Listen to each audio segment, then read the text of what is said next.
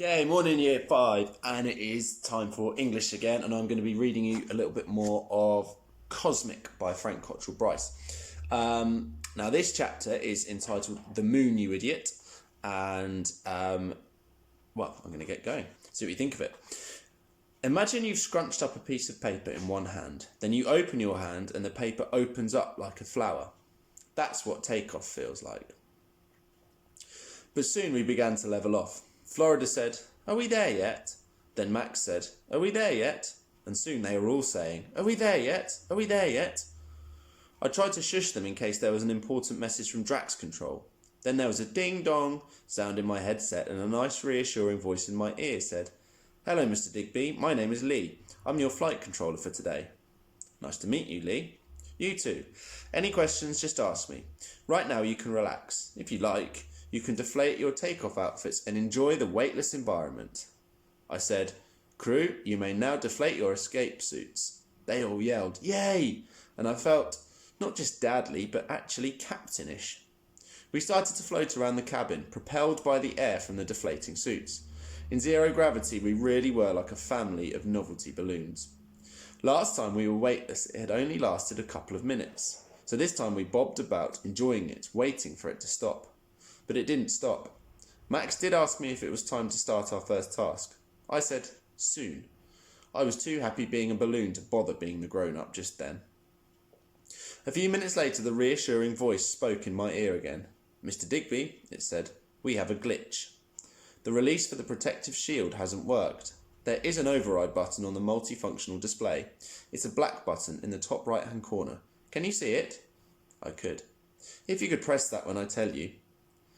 This was completely cosmic. Something had gone wrong and I was putting it right. I didn't mention it to the others. I didn't want to panic them. The voice said, "Now." I pressed the button. There was a sound like a door shutting somewhere far away. The capsule rocked a little bit, then everything went bright. Our protective outer panels had blown away. Now we had windows. We could see the rejected panels tumbling away from us into space. "Great job, Mr. Digby." Lee's voice crackled in my ear. "Every mission has one glitch. You've just had yours. Now, take it easy and enjoy the view."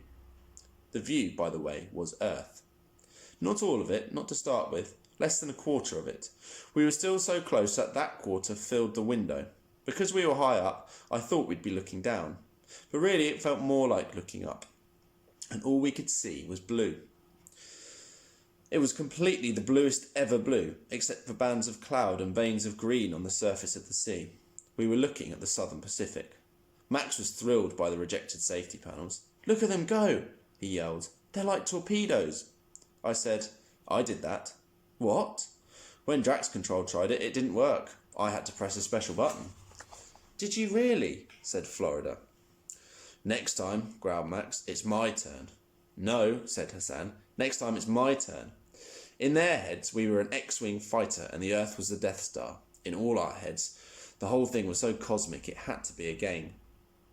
I discovered that if I pushed my feet against the wall, I could flit clear across the cabin, spin round and kick off again from the opposite wall, like Spider-Man flying around New York. Then Florida popped up in front of me, making a buzzing sound with her mouth and miming a few passes with an imaginary lightsaber. Looking back on it, I should have focused more on being dadly at this point, because that's when Drax Control came on, asking for us to move on to our task. "You have a 2-minute window to complete the task. Please commence now." All we had to do was press the right buttons in the right order, then we'd be set for the trip home. Hassan and Max were still arguing about it. Samson too put his hand up and said, "Please sir, I'd also like to press the button," which was enough to get both Hassan and Max shouting at him. Maybe I should have just done it myself. But I was loving being a floaty Super Mario Matrix Jedi Power Ranger, which is why I said, "Let's settle it with lightsabers," and took a buzzing swipe at them. They ducked and then bobbed up again, looking a bit confused. I realised now that they'd probably never seen Star Wars. They'd definitely never seen a dad trying to make a crucial life or death decision with an imaginary lightsaber. I shouted, "Luke, I am your father." Florida thought this was hilarious and shouted, "You are not my father. And you are not Luke." We were buzzing and laughing and laughing and buzzing. Then Max noticed Hassan was closing in on the buttons. He yelled, "Hey, he's cheating," and went after him. Samson too dived in underneath them. Next thing, they were pulling and shoving each other in front of the multifunctional displays. And the next thing after that, a long screeching noise. Then a jolt as though we'd been caught on a bungee. Then we spun around and round and round and over and round, fast and random, like the cage of the cosmic. And a light strobed off and on and off like blue lightning. And somewhere in the middle of it, the voice of Drax Control was shouting in my ear. Then it stopped. Then it shouted. Then it stopped again. The earth vanished and then came back. Then vanished and then came back. And then we stopped rolling and earth was gone. No one said a word. We drifted over to the window and pressed our faces against the glass, looking for some sign of it. It was very quiet and very dark and very scary. So we're ending that section on a bit of a cliffhanger. What we're going to do now is we are going to look at the piece of writing that you're going to do today, and we're actually basing it on a piece of writing by J.K. Rowling in one of the Harry Potter books, and I'm going to tell you exactly what we're doing in just a second. So attached to today's English tapestry post should be this extract from Harry Potter and the Chamber of Secrets, which I'm going to read to you now. "Mind that tree," Harry bellowed, lunging for the steering wheel, but too late. Crunch. With an ear-splitting bang of metal on wood, they hit the thick tree trunk and dropped to the ground with a heavy jolt. Steam was billowing from under the crumpled bonnet. Hedwig was shrieking in terror. A golf ball-sized lump was throbbing on Harry's head where he had hit the windscreen, and to his right, Ron let out a low, despairing groan. "Are you okay?" Harry said urgently. "My wand," said Ron in a shaky voice. "Look at my wand." It had snapped, almost in two. The tip was dangling limply, held on by a few splinters. So, you may be wondering why we've suddenly zipped from Cosmic over to a part of Harry Potter and the Chamber of Secrets. And the reason for that is because we are going to do a piece of writing and we're going to, based on Cosmic, and we are going to use this piece of writing here by J.K. Rowling as a template. Now, we were left on a bit of a cliffhanger on the excerpt from Cosmic that I just read you. And so we're going to imagine that the spaceship in Cosmic crash lands on a planet. Okay? And I'm going to read you the piece of writing that I've done based on this one by J.K. Rowling, and hopefully you will see the similarities. "Mind that crater," Liam yelled, leaping for the control panel of the spaceship. But too late. Smash! With a deafening crash of metal on rock, the spaceship plummeted into the crater and hit the ground with an almighty bang.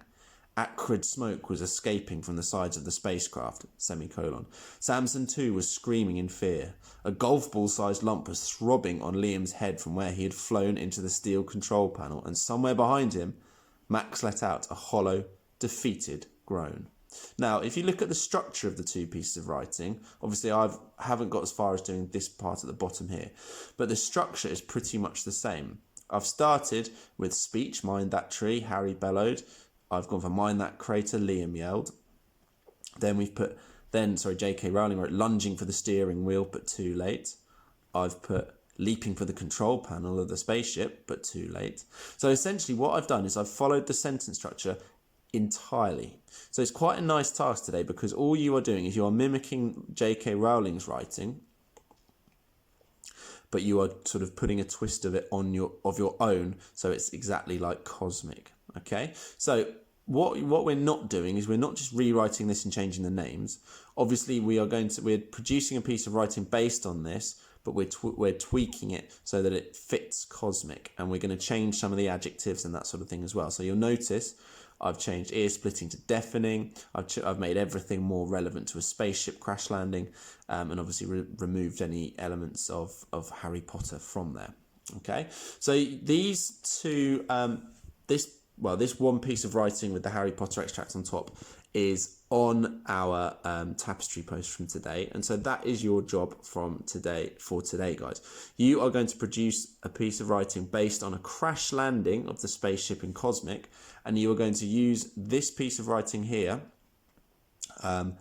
as your template. Okay, you can follow the structure of it absolutely dead on, but you need to make it applicable to Cosmic. Okay, so I'm going to show you exactly what I mean now, because obviously I've got this first part of it written, and there's a little bit underneath which I'm going to show you exactly how I want you to change things. So the next bit of text, the next part of J.K. Rowling's writing, there's speech. So we're going to add some speech down here. Now, in this, Harry's asking Ron, "Are you okay?" Harry said urgently.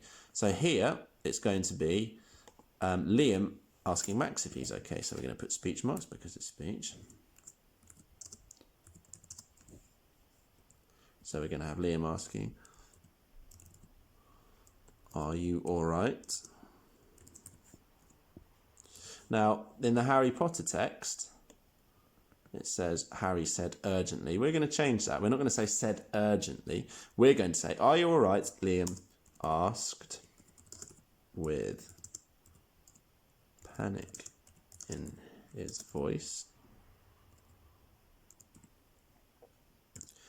And then Max is going to reply. Now we're going to look up. How does Ron reply? Ron says, "My wand," said Ron in a shaky voice. "Look at my wand." Now, J.K. Rowling here has used split speech.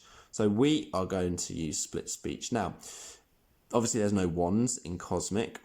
So we could have something, we're going to change it slightly. And we're going to have Max has broken a bone. He's broken his arm. Okay. So we're going to have Max saying, "My arm, comma," because it's split speech. Let's have a look at that again. Said Ron in a shaky voice. So Max isn't going to say it in a shaky voice. We can do better than said, so we're going to say replied. So "My arm," replied Max in a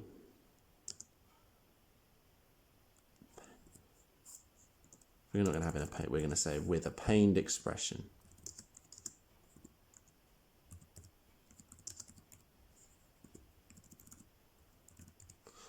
So we're going to go back, just check the format of J.K. Rowling's writing.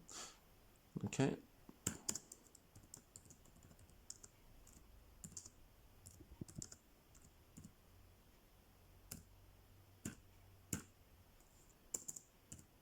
Okay, and there we go. So I've changed that entirely. So we had, "Are you okay?" said Harry urgently. "My wand," said Ron in a shaky voice. Look at my wand." And we've changed that to, "Are you all right?" Liam asked with panic in his voice. "My arm," replied Max with a pained expression. "Look at my arm." So we're using J.K. Rowling's writing as a basis, but we are changing it to make it much more applicable to Cosmic. Now, this was just my version of it. You can take it in a different direction if you would like, but you have to base it on a spaceship crash landing. And you have to use that J.K. Rowling text as a guide or as a basis, okay? So, over to you guys now. As always, if you've got any questions or anything you're not sure about, ask on Tapestry, drop us a message. And I'm really looking forward to seeing these bits of writing later on. I really hope you enjoy these because you're getting enrolled pretty much as J.K. Rowling, but you're writing a science fiction piece of writing. So, looking forward to seeing these later, year 5.